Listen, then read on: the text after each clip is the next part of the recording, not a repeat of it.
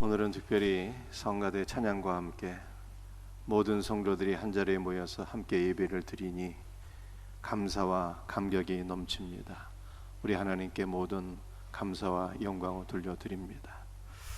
지난 3주간 교회와 셀과 하나님의 동역자란 제목으로 말씀을 전했습니다. 오늘은 다시 갈라디아서로 돌아가서 말씀을 나누고자 합니다. 4주 전에 제가 전한 말씀이 갈라디아 3장 13절이었는데 여러분들이 기억나실지 모르겠어요. 잠깐 한번 같이 살펴보겠습니다. 그리스도께서 우리를 위하여 저주를 받은 바 되사 율법의 저주에서 우리를 속량하셨으니, 그리스도께서 우리를 위하여 저주를 받은 바 되사 율법의 모든 저주에서 우리를 속량케 하셨다, 자유케 하셨다, 이렇게 말씀하고 있습니다. 그렇다면 그리스도께서 우리를 위하여 받으신 저주란 어떤 것일까요? 두 가지인데요. 그것은 성부 하나님과의 분리입니다. 분리의 형벌은 아버지와 아들 성자 예수 간의 분리입니다. 성자 예수 그리스도는 성부 하나님과 영원 전부터 하나였습니다. 그러나 우리의 죄를 지시고 죄가 되신 예수 그리스도는 성부 아버지와 하나된 관계가 분리되었어요. 이것이 성자 예수께 가장 큰 영적인 고통이요 저주의 형벌이었기 때문에 아버지여 아버지여 어찌하여 나를 버리셨나이까 십자가 상에서 외치셨습니다. 성자 예수께서 우리를 위하여 받으신 두 번째 저주는 실제적인 형벌입니다. 실제적인 고통입니다. 예수님은 우리 죄로 인하여 십자가에 달리심으로 극한의 고통을 당하셨어요. 예수께서 당하신 신체적인 고통은 살이 찢어지고 뼈가 아스러지고 온몸에 물과 피가 다 빠져나감으로써 말로 다 할 수 없는 극한의 고통 속에서 서서히 죽어가는 것이었습니다. 그런데 그리스도께서 당하신 이 두 가지 형벌, 아버지와의 분리, 실제적인 육체의 고통, 이 두 가지를 합하면 지옥의 고통이 되는 것입니다.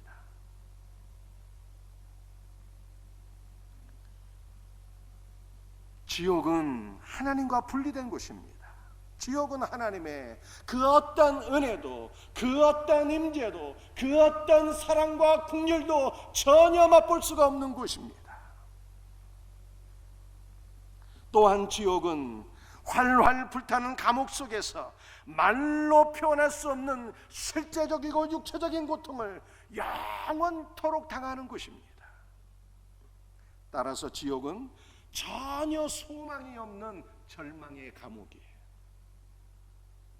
단테의 신곡 지옥편을 보게 되면 지옥에 대해서 이렇게 묘사하고 있습니다. 나보다 먼저 창조된 것은 영원밖에 없으니 나는 여기에 영원토록 서 있으리라. 여기 들어오는 자 모두는 희망을 버릴지어다. 예수님은 우리를 위하여 십자가에서 지옥의 형벌을 당하셨습니다. 때문에 믿는 성도들에게는 더 이상 지옥의 형벌이 없어요. 이것이 바로 복음입니다. 주 예수 그리스도께서 주의 응당 따르는 저주를 받으시고 저주를 제거하셨기에 하나님의 은혜와 복이 한량없이 충만하게 믿는 모든 성도들에게 부어지게 되었습니다.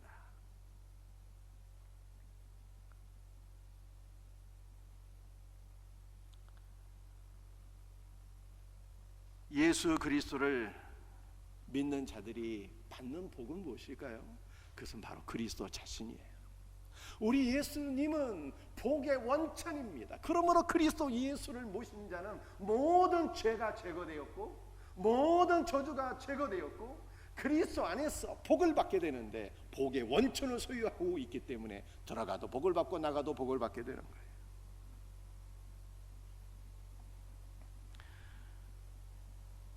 우리가 해야 할 일은 복을 받기 위해서 정말로 우리가 해야 할 일이 있다면 그것은 오직 그리스도를 믿고 의지하는 것입니다. 성도는 오직 믿음으로 모든 죄와 저주를 그리스도에게로 옮겨야 합니다. 아니, 우리의 모든 죄와 저주가 그리스도께로 옮겨진 것을 믿어야 합니다. 그리고 오직 믿음으로 그리스도께서 주시는 의와 생명과 능력과 복을 믿음으로 누리며 살아야 돼요. 이와 같은 은혜가 있기를 주 예수의 이름으로 축복합니다. 오늘 우리가 나눌 말씀은 아빠 아버지란 제목이에요. 신앙생활이 무엇이냐고 물으신다면 성경을 읽고 기도하는 것입니다. 기도하는 것은 신앙생활의 절반을 차지할 정도로 매우 중요한 항목이에요.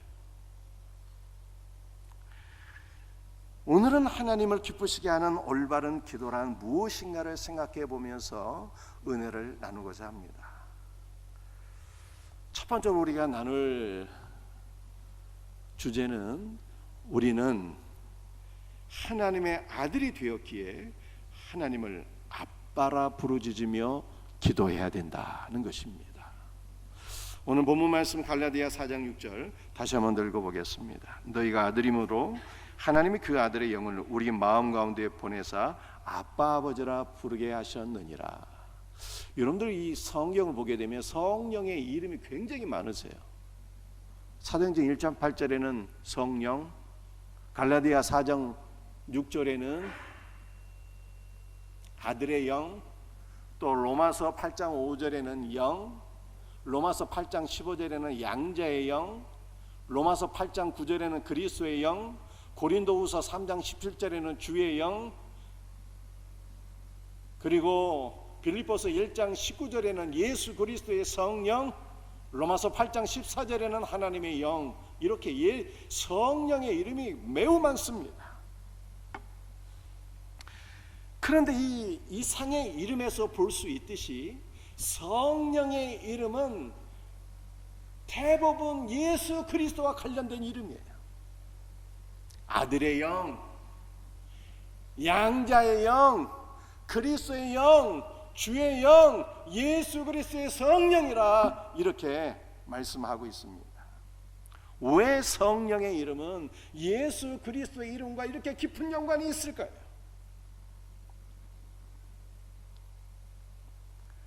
예수 그리스도께서 세례를 받으실 때 성령께서 비둘기처럼 예수 그리스도 위에 강림하셨습니다. 성령께서는 성자 예수님에게 한없는 기름을 부으시고 구원의 큰 사역을 감당하게 하셨어요. 또한 성령께서는 언제나 주님과 함께 계시며 표적과 기사로서 예수께서 그리스도가 되심을 증거하셨습니다. 무엇보다 성령께서는 우리에게 성자 예수 그리스도를 믿을 수 있는 믿음을 주시고 예수를 주님이라 고백하게 하시는 분이에요. 성령이 아니 계시면 누구든지 예수를 주라 고백할 수가 없습니다. 따라서 성경은 성령님을 예수 그리스도의 영이요 아들의 영이라고 칭하고 있습니다. 우리는 아들의 영, 즉 성령을 받아서 하나님의 아들을 믿게 되었고 아들과 연합되어서 하나님의 아들이 되었어요. 때문에 우리는 하나님을 아빠, 아버지라 부를 수 있게 되었습니다. 자, 그런데 아빠, 아버지라고 부르는 주체가 누구일까요? 아빠, 아버지라 부르게 하셨다 이렇게 말씀하고 있는데 이 부른다는 단어가 복수라면 그것은 너희 성도가 되는 거예요. 우리 성도들이 하나님을 아빠, 아버지라 부르며 기도한다는 뜻입니다. 그런데 갈라디아 4장 6절에서 아빠, 아버지라 부른다 했을 때 이 부른다라고 하는 이 단어가 단수로 되어 있어요. 이것은 우리 안에 내주하시는 성령께서 하나님 아버지를 아빠, 아버지라 부르며 그렇게 기도하신다는 뜻입니다.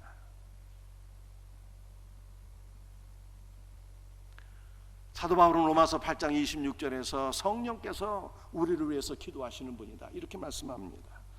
로마서 8장 26절에 이와 같이 성령도 우리 연약함을 도우시나니 우리는 마땅히 기도할 바를 알지 못하나 오직 성령이 말할 수 없는 탄식으로 우리를 위하여 친히 간구하시느니라. 성령께서 우리 연약함을 도우신다. 여러분들 연약하다라는 것은 영이 연약하고 마음이 연약하고 육신이 연약하다는 뜻입니다. 여러분들 도우신다는 것은 우리 연약함을 대신 짊어지신다는 거예요. 우리 연약함을 대신 떠맡으신다는 뜻입니다.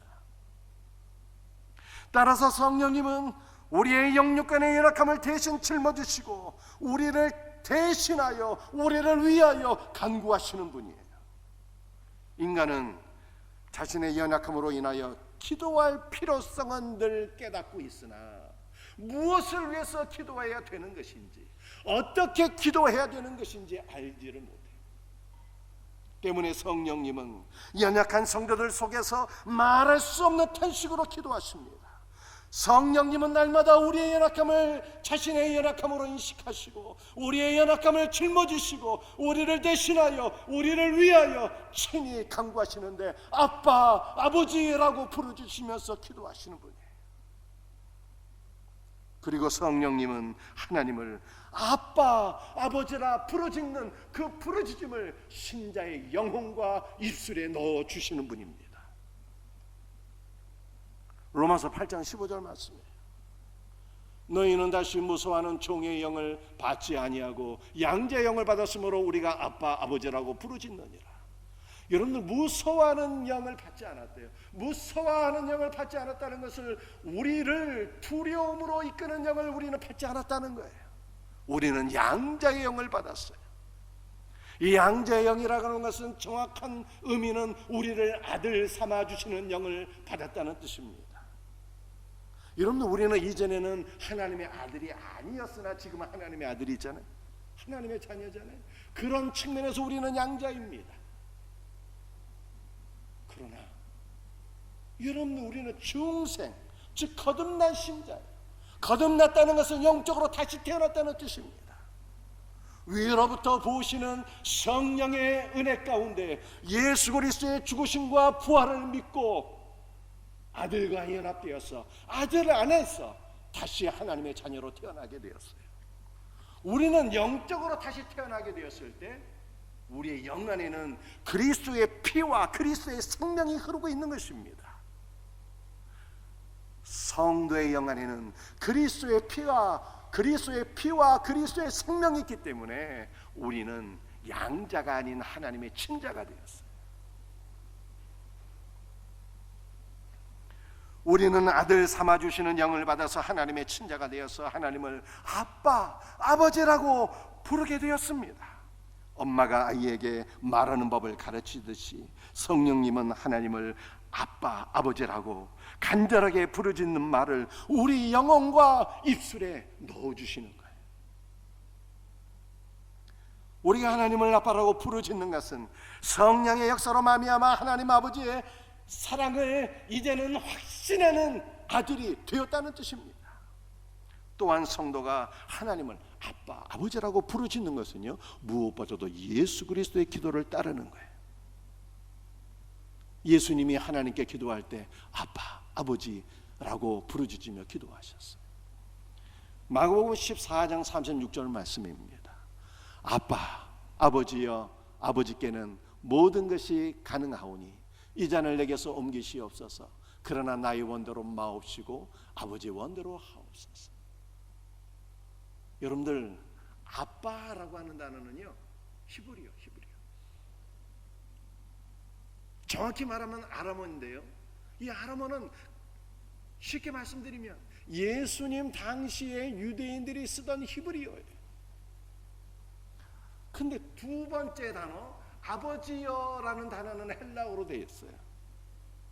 이것은 우리 예수님의 기도에서 볼 수 있는 하나님 어떤 분이십니까? 우리 하나님 아버지는 유대인과 이방인 모두의 아버지가 되신다, 이런 뜻이에요.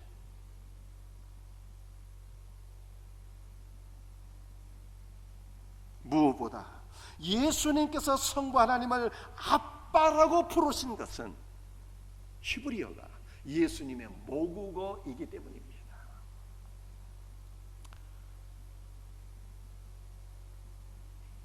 제가 필리핀에 한 2달 살았잖아요. 필리핀에서는 영어가 공용어입니다. 그 필리핀에서 중고등학교 이상을 나오신 분들은 다 영어를 웬만큼 잘합니다. 왜냐하면 학교에서 수업 시간에 공식적으로 사용하는 언어가 영어이기 때문입니다. 그런데 필리핀 사람들이 속마음을 털어놓을 때는요, 영어를 사용하지 아니하고 따갈로그를 사용합니다. 왜냐하면 따갈로그가 그들의 원래의 언어이기 때문입니다.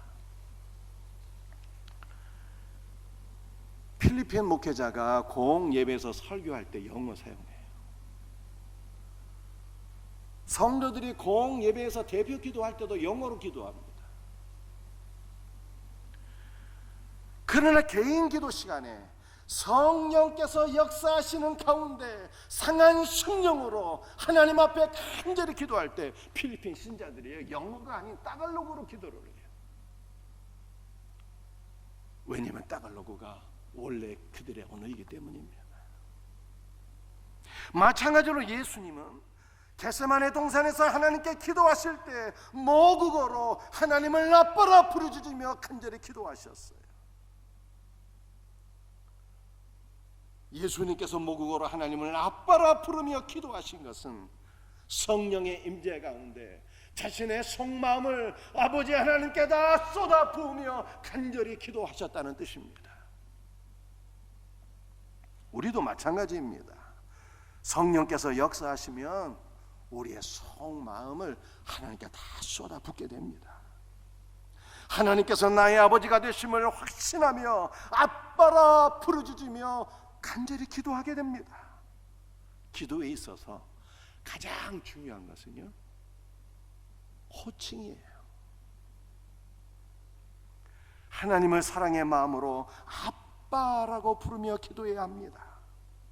이렇게 사랑의 마음으로 하나님을 아빠라고 부르는 것은 성령께서 여러분 가운데 내주하고 계시고 여러분이 하나님의 자녀라는 것을 입증하는 것입니다.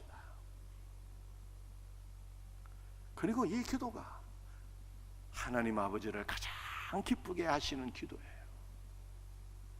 기도는 화려한 언변으로 한다고 중요한 것이 아닙니다. 기도는 오래 한다고 되는 것도 아닙니다. 하나님을 향하여 거룩한 친밀감을 가지고 아빠라고 부르짖으며 성령의 임재 가운데 영혼에서 우러나는 고백으로 아빠라고 부르짖으며 자신의 속마음을 하나님께 쏟아붓는 것이 기도예요.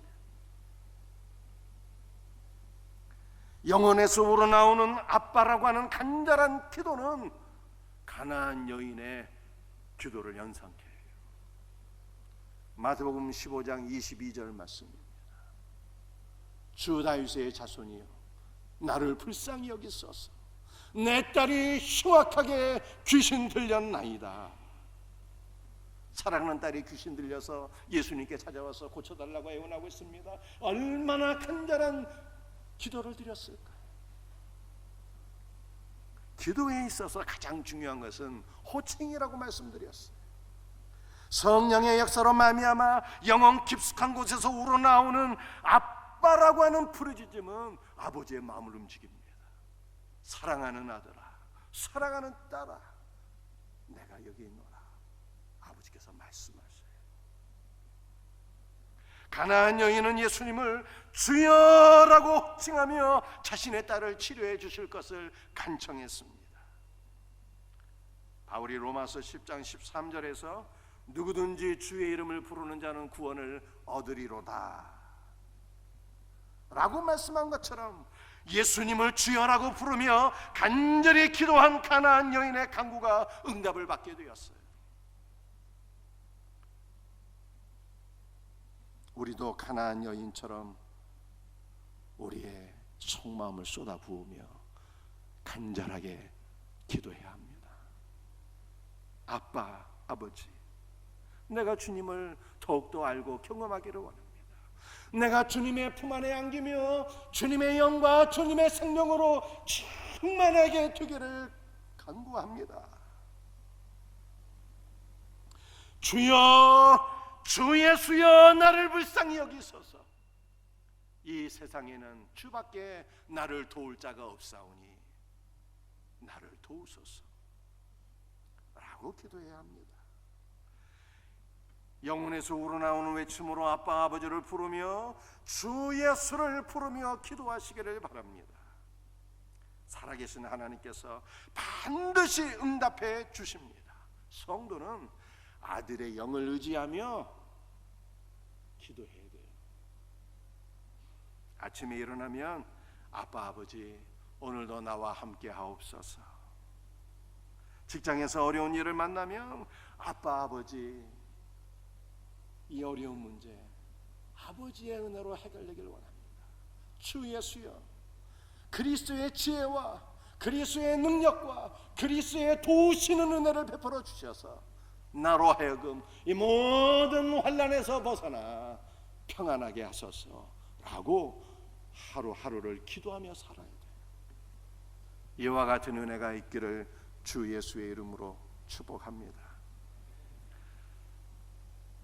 우리가 두 번째 나눌 말씀은 아들로서 상속받아야 될 기업은 무엇인가입니다. 요한복음 16장 27절 말씀입니다. 아버지께서 친히 너희를 사랑하심이라. 사랑하신다는 것이 현재 영으로 되어 있어서 언제나 사랑하시고 변함없이 영원토록 여러분을 사랑하신다는 뜻입니다.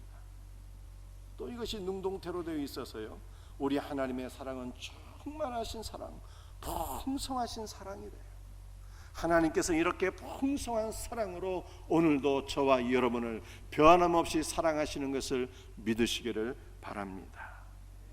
하나님 아버지는 사랑하는 자녀들에게 자신의 모든 것을 아낌없이 다 주십니다. 그러므로 하나님의 자녀들은 아버지의 모든 풍성을 다 누리는 복된 삶을 누리게 되는 것입니다. 갈라디아 4장 7절 말씀이에요. 그러므로 내가 이후로는 종이 아니요 아들이니 아들이면 하나님으로 말미암아 유업을 받을 자니라.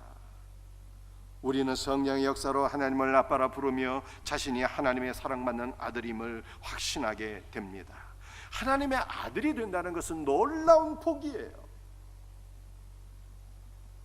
왜냐하면 하나님의 자녀는 유업을 받을 자라고 말씀하고 있는데, 이 유업을 받는다라고 하는 것은 상속자라는 뜻입니다.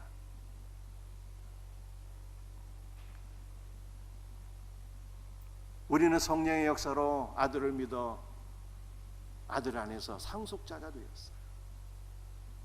에서는 야곱의 장자로서 상속자의 권한, 이 놀라운 복을 팥죽 한 그릇에 팔아먹었습니다. 성경은 이 상속자의 고난을 하찮게 여긴 에서를 가리켜서 망령된 자라, 영이 망해버린 자라 그렇게 표현하고 있습니다. 성도는 부모님께 물려받을 유산이 없어도 괜찮아요. 왜냐하면 우리는 온 우주에서 가장 부유하신 하나님 아버지의 모든 것을 상속받을 하나님의 자녀이기 때문입니다. 로마서 8장 16절 17절 말씀입니다. 함께 같이 읽읍시다. 성령이 친히 우리의 영과 더불어 우리가 하나님의 자녀인 것을 증언하시나니 자녀이면 또한 상속자 곧 하나님의 상속자여 그리스도와 함께 한 상속자니. 성령이 우리 영 안에서 역사하셔서 아들을 믿게 하시고 아들을 믿게 하심으로 하나님의 자녀가 되게 하셔요. 여러분들, 우리는 성령 안에서 하나님의 자녀가 되었는데, 하나님의 자녀가 되었다는 것은 정말 놀라운 일입니다. 하나님의 자녀는 하나님의 모든 것을 상속받는 상속자라는 뜻이에요. 우리는 예수 그리스도 안에서 예수 그리스도와 함께 공동 상속자가 되었습니다.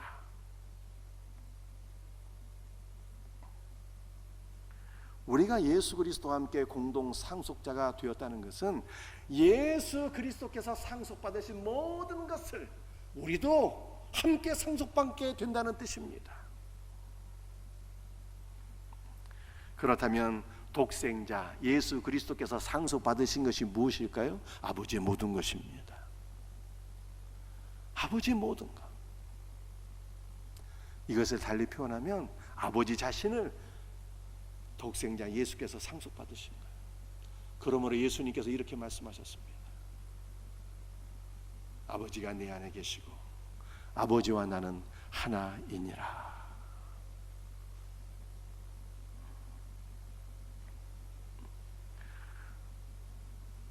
그렇다면 그리스도와 함께 공동 상속자가 된 성도가 상속받아야 될 유산은 무엇일까요? 바로 하나님 아버지의 모든 것이요 하나님 자신인 거예요. 그러므로 성경이 이렇게 말씀하고 있습니다. 창세기 15장 1절이에요. 아브라함아 두려워하지 말라. 나는 내 방패여 너의 지극히 큰 상급이니라. 여호와는 나의 기업이시니 그러므로 내가 그를 바라리라. 여호와는 나의 산업과 나의 자네의 소득이시니 나의 분깃을 지키시나이다.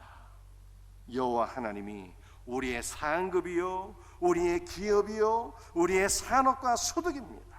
성도는 그리스도와 함께 공동 상속자가 되었으니 아버지의 모든 것을 상속받았고 앞으로 우리는 아버지의 모든 것을 더욱더 상속받아야 되는 것입니다. 그러므로 우리는 그리스도 안에서 상속자가 된 권리를 주장하며 아버지의 모든 것이 우리 안에 가득 충만하게 부어지기를 간구하셔야 돼요. 이제 우리 안에는 온 우주를 창조하신 아버지 하나님께서 내주하고 계십니다. 아버지의 모든 부유한 것이 우리의 것입니다. 그렇다면 제가 여러분에게 질문합니다. 잘 듣고 답변하세요. 여러분은 가난한 자입니까? 부한 자입니까? 여러분을 둘러싼 환경이 어떨지라도 여러분은 온 우주에서 가장 부유한 자예요. 왜냐하면 온 우주에서 가장 위대하신 가장 큰 부자이신 아버지의 모든 것이 우리 안에 있으니 온 천하에 우리와 같은 사람이 없는 것입니다.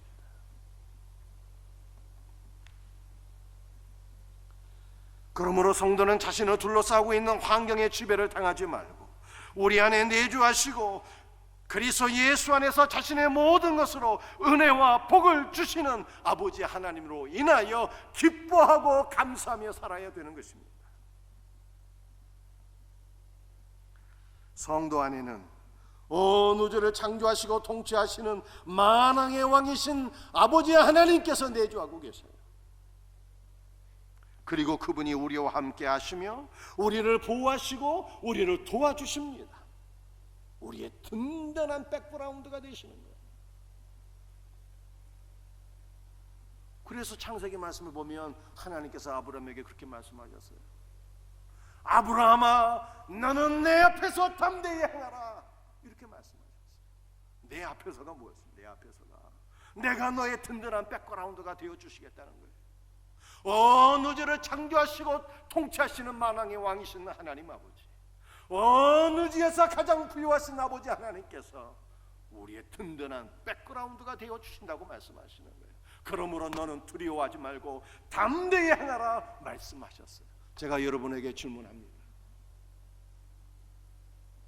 온 우주에서 가장 부유하신 분이 우리 안에 계시고 우리의 든든한 후견자가 되시니 여러분들은 두려움으로 살아야 되는 것입니까? 아니면 담대한 믿음으로 살아야 되는 것입니까? 어떤 일을 만나도 두려워하지 말고 담대한 믿음으로 살아갈 수 있기를 주 예수의 이름으로 축복합니다. 사랑하는 성도들이요, 사랑하는 우리 동역자들이요, 또 우리 사랑하는 오늘 선출될 직분자들이요, 온 우주에서 가장 위대하시고 부유하신 분이 우리 아빠예요. 우리 아빠로부터 모든 지혜와 능력과 복주심을 상속받아서 아버지의 모든 것으로서 가정과 교회와 직장에서 아버지께서 맡겨주신 모든 사역을 잘 감당할 수 있는 귀한 은혜가 있기를 주 예수의 이름으로 축복합니다.